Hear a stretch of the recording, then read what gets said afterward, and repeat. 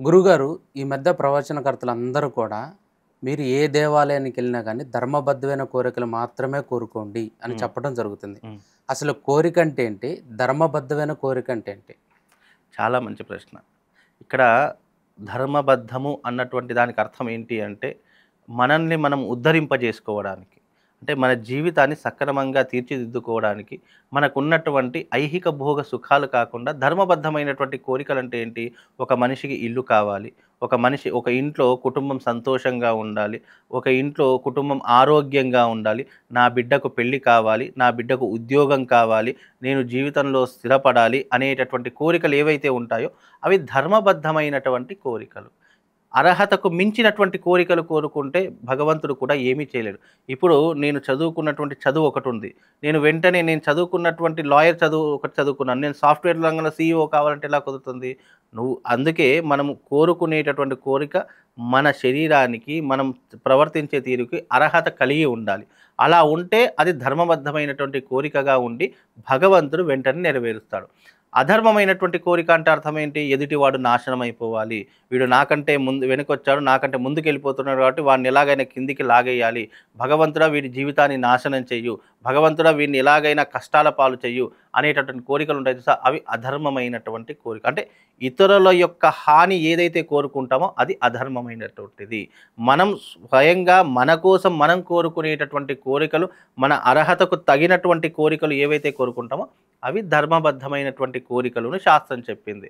అందుకే ఎప్పుడైనా గుర్తుపెట్టుకోండి, ధర్మబద్ధమైనటువంటి కోరికలు ఏవైతే కోరుకుంటావో అవి కాస్త ఆలస్యమో లేదా తొందరగానో ఏదో ఒక సమయంలో ఆ కోరికలు తప్పకుండా నెరవేరుతాయి. అదే అధర్మమైనటువంటి కోరిక ఏదైనా కోరుకున్నామనుకోండి, లేదా ఎదుటివాడు లాస్ కావాలి, ఎదుటివాడు నాశనం అయిపోవాలి, ఎదుటివాడు ఎలాగైనా సరే వాడు ప్రాణాలు పోవాలి, ఎదుటివాడు ఎలాగైనా సరే వాడి కాళ్ళు చేతులు పడిపోవాలి, ఇలా ఏదైనా కోరుకున్నామనుకో అది జీవితంలో ఎప్పటికీ నెరవేరదు.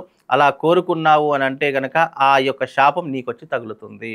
కాబట్టి ఎప్పుడైనా ధర్మబద్ధమైనటువంటి కోరికలు మన జీవితానికి అనువయంగా ఉండాలి. మన జీవితానికి పూలబాట వేసేలా ఉండాలి తప్ప, మనకు ఎదుటి వాళ్ళకు హాని చేసేటటువంటిదో, ఎదుటి వారిని నాశనం చేసేటటువంటి కోరిక ఏదైతే ఉందో అది ఎప్పటికీ కూడా నెరవేరదు. అలా కోరుకోవడం కూడా పాపం కిందికి జమ వేస్తాడు భగవంతుడు.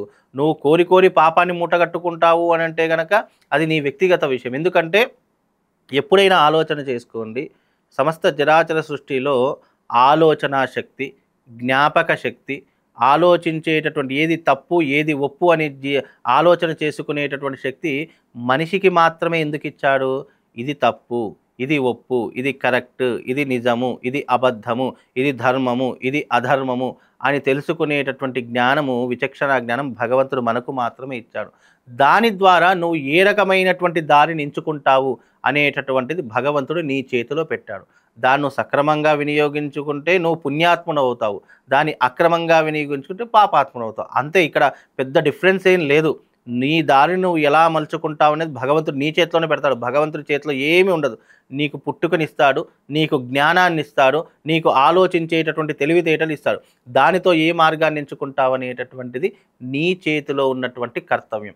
ఆ కర్తవ్యాన్ని మర్చిపోయి నేను సుఖంగా ఉండాలి, నేను సంతోషంగా ఉంటే చాలు, నా చుట్టుపక్కల ఉన్నవాళ్ళు ఏదైనా ఇప్పుడు నాకేం చేసేది అని ఎప్పుడైతే నువ్వు భావన చేసుకుంటావో అక్కడ నువ్వు ఎన్ని పూజలు చేసినా, ఎన్ని యజ్ఞయాగాదులు చేసినా, ఎన్ని రకాల తపస్సులు చేసినా అవన్నీ కూడా నిర్వీర్యమే. ఎలాంటి ప్రయోజనాన్ని మనిషికి అందించవు. కాబట్టి ఎవరైనా, ఏ ప్రవచనకర్త అయినా, ఏ గురువు గారైనా, ఏ బ్రాహ్మడైనా, ఏ పురోహితుడైనా నువ్వు కోరుకునేటటువంటి కోరిక ధర్మబద్ధమైనది అని చెప్పి ఆయన సంకల్పం చేశాడనుకుంటే ఆ కోరిక 100% నెరవేరుతుంది. అందుకే ధర్మబద్ధమైనటువంటి కోరికలు ఏంటి అంటే ఇతరులకు హాని చేయకుండా మనకు మేలు చేసేటటువంటి ఏ కోరికైనా ధర్మబద్ధమైనటువంటి కోరికగా చెప్పడం జరిగింది శాస్త్రంలో. చాలా చక్కగా చెప్పారు గురువుగారు. శ్రీమాత్రే.